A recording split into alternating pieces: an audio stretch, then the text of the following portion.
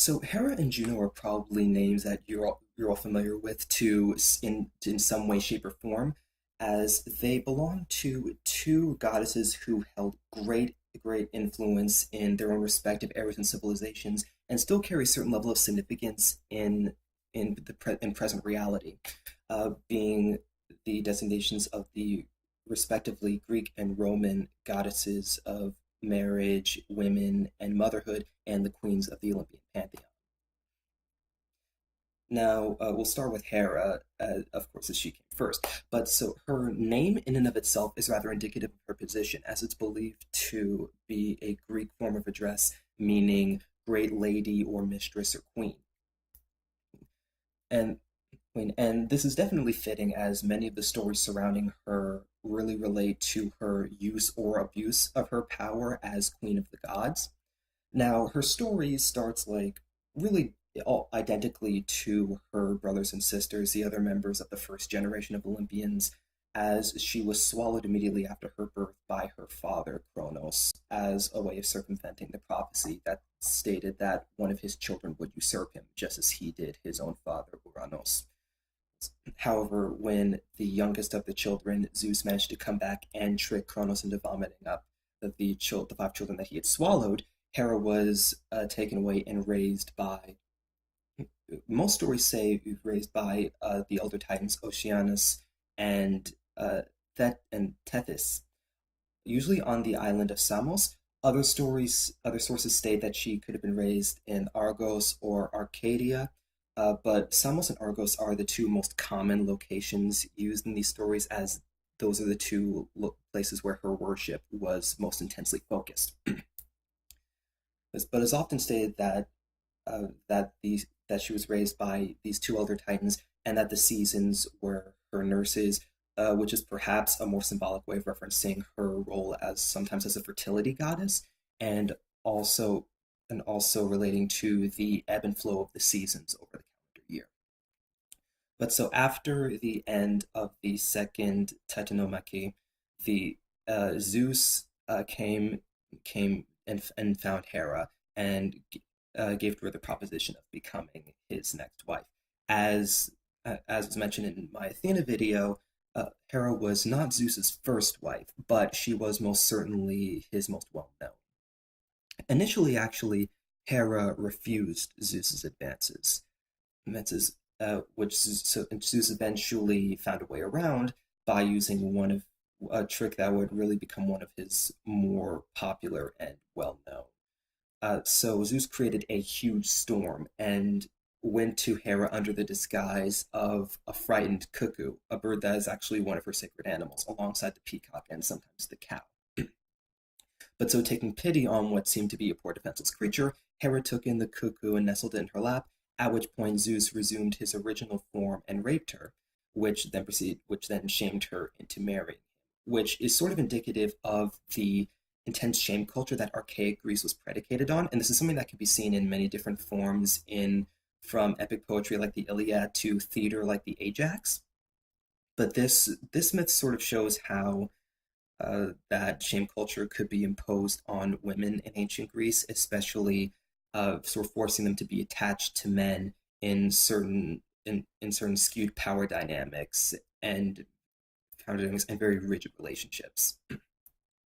But so this led to sort of the now infamous and antagonistic relationship between Zeus and his wife, something that which might actually have greater symbolic significance as well, regarding the history of humanity in what is now Greece. Hera, or at the very least her equivalent, was given great divine significance amongst the pantheons of pre-Hellenic peoples, specifically the Minoans in what is now Crete. And she actually likely had even more influence and significance than Zeus's equivalent, as she was heavily associated with fertility, and the pre-Hellenics greatly worshipped chthonic deities relating to the earth, fertility, sometimes death and rebirth. And as a sky deity, Zeus really wouldn't have had as much significance in comparison. So this sort of turbulent relationship of this roughly established skewed power dynamic with Zeus always having this sort of forceful relationship with Hera could sort of be emblematic of how the Hellenics entered the area and essentially took control of the entire region. Another interesting fact that could relate back to that is how Zeus and Hera's wedding night on Samos is said to have lasted 300 years. And at first, that might seem like a relatively insignificant figure. You may be thinking, so what? So what? They're gods. This is just a way of showing how eternal they are. And yes, that's certainly part of it. But at the same time, there are probably more, but two primary possible ways that this could have greater meaning. First, the Semian sacred calendar lasted 300 days, so this could be a parallel to that, expanding the days into years. Another way is that the pre-Hellenics are often believed to have held a social system of a matriarchal polygamy, where an honored regal woman would have many husbands. And so this whole idea of the forceful Zeus having a 300-year wedding night with the now and really thereafter victimized Hera could be a way of essentially saying uh, that it took 300 years for Zeus's people, aka the Greeks, to impose monogamy on Hera's people, the pre-Hellenic Minoans. Hmm. Minoans, which is actually an interesting theory. I heavily advise reading Robert Graves' account of the Greek myths for more on that, as it goes a great deal into the different symbolic relationships that the gods have with the forces of nature and social and society that they represent. And, but anyway, so then Hera was always sort of she's not someone who has a very active role in many myths. Oftentimes she's either a behind the scenes participant or an antagonist, or a sort of a vague antagonist. And perhaps the most prominent example of this would be the Iliad, where as many of you know was begun by Eris, who the goddess of strife, and actually sometimes designated as Hera's twin daughter with Ares. She essentially indirectly began the Trojan War by creating a golden apple upon which was engraved the term Caliste, or to the fairest. And this began a competition between Hera and Athena and Aphrodite as to whom the apple should be given. And eventually they chose a Trojan prince, Paris, to be the judge of this. Hera herself offered Paris a position as the ruler of man with great power, authority, and wealth, should he choose her. Eventually, however, Paris gave the apple to Aphrodite as she promised him the hand of the most beautiful woman in the world, who turned out to be Helen of Sparta, and his kidnapping of her, or at least sometimes a kidnapping. It is still uh, the extent to which Helen had agency in her spiriting away from Sparta to Troy is still hotly debated. But but essentially, this led to a war between Troy and the several Greek city states, and the Olympian pantheon was split down the middle as to whom they should support, and the different gods often lent their own divine intervention to several different heroes on both sides of the conflict. Hera herself, as well as Athena, was on the side of the Greeks, and this is probably where she has the greatest presence in a fleshed out narrative, as she tries to influence Zeus to help the Achaeans or Greeks win. And she's fully aware that she cannot directly interfere in this, as Zeus's wrath would fall upon her intensely if she did. So she tries to sway Zeus more subtly through pleading, through manipulating other gods into facing his ire, or through simple seduction, which has always been a tactic that Zeus has been more than susceptible to. But Hera is not one for uh, great association with heroes, which is actually heavily ironic, as the very term hero is derived from Hera's worship. The word Heron is often meant to designate a sacred king who has who was sacrificed and sometimes has been sacrificed to Hera, and thus will go on to her paradise in the Garden of the Hesperides, a garden of golden apples, which was given to Hera as a wedding present. But so yes, despite this great association of Hera with the very concept of a hero, she is not. She is either apathetic or antagonistic towards them for a couple of reasons. One, Hera is simply not the sort of deity that most Greeks would expect to really be the divine patron of most of the heroes we've seen, because as a goddess of, well, first as a goddess in general, but then also as a deity of marriage and motherhood and fertility. Most of the gods that you usually see supporting heroes are perhaps Zeus as the king of the gods and lawgiver and the father to most of them, Athena as a goddess of war, strategy, and pragmatism, Hermes as a trickster, perhaps even Poseidon as a sea god and thus holding great sway in the thalassocracy that was Greece. But also the fact that, as noted before, many heroes were often bastards of Zeus, and thus Hera would have no reason to help them, and often more reason to hinder them, and perhaps even outright harm them. One notable exception to this, though, was the hero Jason. Jason, who we probably know through the story of Jason and the Argonauts. And Hera came to become Jason's divine patron through relatively oblique means, as Jason was sent away from his homeland of Iolcos as a young child when his father, the king, was usurped by his uncle Peleus. However, later, as a young man, after being trained by the mentor and centaur Chiron, Jason will later return to Iolcos to try and reclaim his birthright as its king.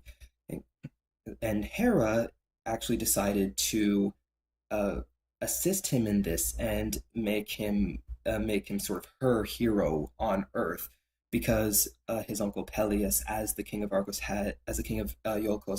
had failed to really deliver his due respect to her as a divine representative, and had refused to make the proper sacrifice to Hera.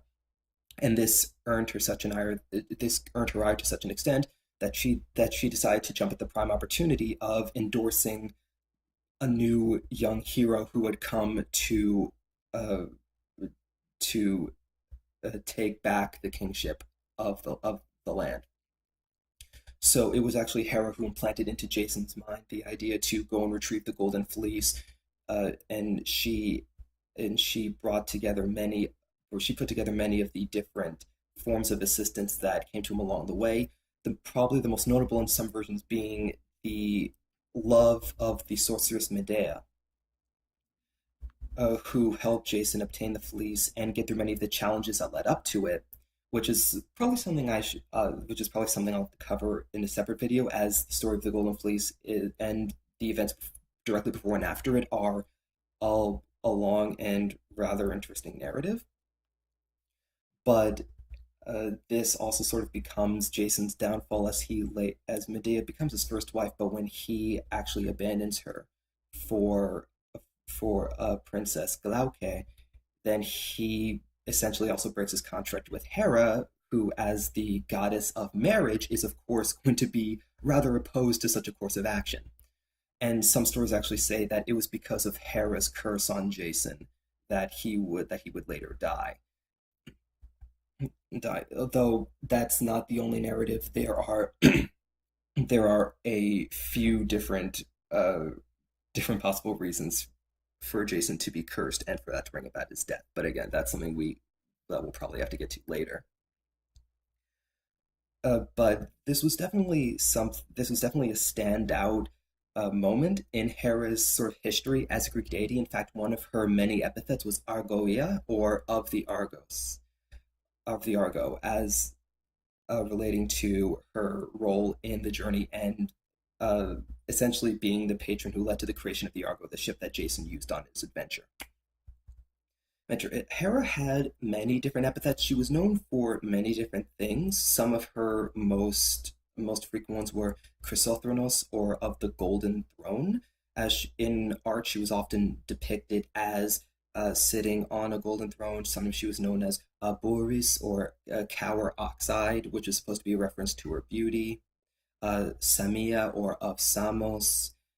Samos, getting into the epithets of really any given major god would be a quite a taxing and time-consuming endeavor. But Hera was mostly known a as a goddess relating to the domestic or natural realm, and this comes in a bit into contrast with her Roman incarnation of Juno.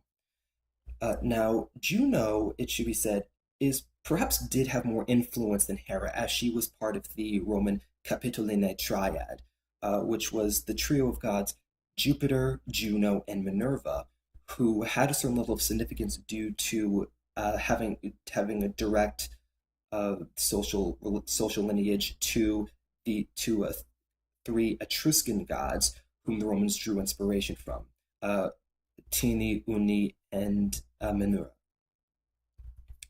So, because of this, Juno was often a goddess to which the Romans prayed for just general protection. She had a few different incarnations, if you will. One was, some people believe that she first really came on the scene in Roman divine worship as Juno Regina in around the 5th century BCE. But one well-known uh, form of hers was Juno Sospita, which was a protection deity. She was actually the uh, patron deity of the city of Lanuvium, and this was considered, and in this she was often considered to be a deity of protection, a deity of protecting Romans from those who would do them harm. And this was probably one of her most popular epithets. Another one was Juno Lucina, or which related to light, but she was also considered to be a goddess more particularly of childbirth. And in her temples, actually, all knots had to be loosened, had to be untied, because to symbolize the fact that the presence of a belt could hinder a woman having a healthy childbirth. There was also Juno Moneta, who was considered to be related to be a moon deity, a lunar deity. This deity, though, this form of Juno actually had a very particular influence on today, as moneta, this epithet of hers, is where we get words such as money and monetary, because Juno Moneta's temple was built on the Arcs, the northern part of the Capitolina Hill, right next to the Roman Mint.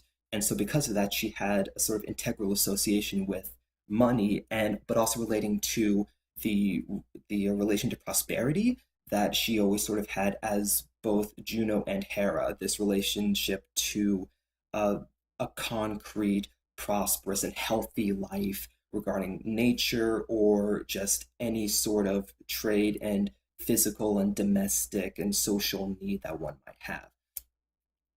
Uh, Juno was depicted as perhaps a bit more of a perhaps militant deity than Hera, while Hera was always seen as more overtly domestic and relating uh, to nature, to uh, perhaps the seasons. For example, she was often depicted with a royal scepter, showing that she was more of someone who ruled over the gods and had more social authority, and or holding perhaps a spring pomegranate as a way of showing how she was always sort of tied to the flow of the seasons. Juno was often depicted in a goatskin cloak with a shield and spear, or a gladius sword, or as a way of deliberately mirroring the sort of dress and arms that Roman soldiers would actually have when they were going on campaign. Uh, and she was seen as someone who protected not just the home, but just the general Roman state. And the Roman state was really inextricably tied to its military. So anyone who's seen as such a significant protector deity as Juno was always going to have some sort of militaristic association. It's such a thing was really sort of inevitable. And this also does sort of tie into a shared trait of Juno and Hera's, which is an antagonistic role in epics. While Hera was always sort of trying to manipulate things behind the scenes in the Iliad, she notably wasn't that. She wasn't too malicious. She wasn't seen as a malicious force that much because she was ultimately on the side of the Greeks. Now, this didn't make her extremely positive, as the Iliad was actually quite complex, and it doesn't have, despite the fact that it's a Greek epic, it's actually very muddled in terms of who is the hero as we currently view it, as we currently view the term, and who is the villain. The Aeneid, on the other hand, the Roman epic, and really the equivalent of its equivalent of really if the Iliad and the Odyssey were combined, is far more straightforward with its moral narrative. And Juno is really seen as one of the prime antagonists here, as she has a notorious hatred for Trojans, first of all, for a couple of reasons. One, because of the aforementioned backstory of the Iliad, but then also because Zeus took the Trojan prince Ganymedes to be his to be one a lover and also the cupbearer of Olympus, replacing Hera's daughter with Zeus, Hebe, the goddess of youth. So Hera has more than one reason to feel an intense enmity and loathing for the Trojans, but this is intensified in the Aeneid, which tells the story of how Rome would supposedly come to be. And this says that the Romans are actually descendants of survivors of the sacking of Troy. So essentially, the hero of the story, Aeneas is a Trojan survivor and a soldier whom Juno is trying to hinder and harm, and ultimately her goal is to prevent him from fulfilling a prophecy that says he will found a city in Italy that will become the world's greatest empire. Of course, Rome. Though this is also partially not just because of her hatred of Trojans, though that certainly plays a part, but also because the prophecy says that this empire will become the greatest enemy of her favorite city of Carthage, which is sort of a historical revision through fiction, essentially acknowledging uh, the tumultuous Punic Wars between Rome and Carthage in North Africa. But Juno and Hera, they both share a certain pivotal role in the mythological history of Greek and Roman legend, and both an antagonistic relationship with the forces that were ultimately worshipped. There was actually one particular uh, myth that the Greeks held where Hera, as well as Poseidon and either Apollo or Athena, actually became just completely fed up with Zeus's pride, his ego, and his forcefulness, and they actually tried to stage a coup against him. They tied him up in a net, kept his lightning bolt out of reach, and invited all the other gods to come and laugh at him, which actually parallels a myth brought up in the Odyssey, where Hephaestus, uh, who's also Hera's son, uh, he captures his wife Aphrodite and her lover Ares in a golden net and invites all the other gods to come mock them. But so Thetis, a sea nymph who was at one point a lover of Zeus and is most known for being the mother of the hero Achilles, sees the gods quarreling over who should become the ruler of Olympus in Zeus's place and fears a civil war amongst the gods. So she goes to Earth and and fetches the Hecatoncheires, or the hundred-handed one, Briareus, who comes and frees Zeus. And at this point, Zeus, enraged, punishes Hera in particular by hanging her from the heavens with a golden bracelet on each wrist, with an anvil hanging from each ankle. Her son Hephaestus actually tries to free her from this, but in his wrath, in a rage, Zeus uh, grabs Hephaestus by the ankle and flings him from Olympus, where he falls for a whole day, crashes to Earth, and lives lame for the rest of his existence. Notably, Hephaestus is not usually said to be Zeus and Hera's son, not Hera and Zeus's son. He's often said to have been birthed by Hera parthogenically, sometimes as a form of payback, essentially, for Zeus supposedly birthing Athena without a mother. Although, for the authenticity of that particular perception of Athena's birth, go see my Athena video on that. Um, but yes, Hera, as a goddess of motherhood, did have children with Zeus. They were often said to have had Ares together. As I mentioned before, sometimes Ares, the goddess of strife, is his twin sister. and also Hebe, the goddess of youth. But uh, Hera and Juno's relationship with Zeus, Jupiter, and the people who followed them and were inspired by them has always been a tumultuous, troublesome, and antagonistic one.